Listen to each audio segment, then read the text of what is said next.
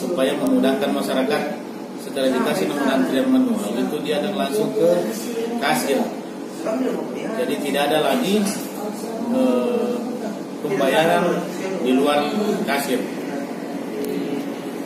Kemudian di Samsat itu ada dua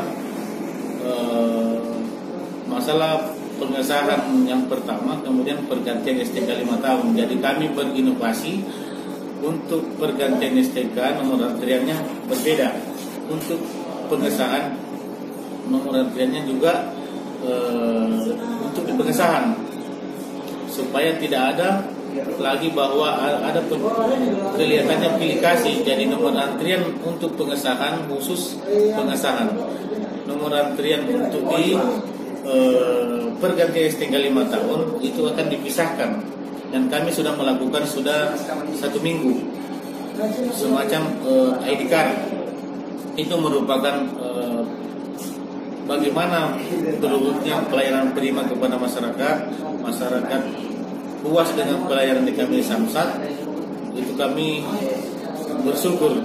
Namun kami menyadari bahwa sarana dan prasarana yang terbatas, tapi kami harus melakukan suatu improvisasi untuk meningkatkan pelayanan ke depannya jauh lebih baik dari sekarang.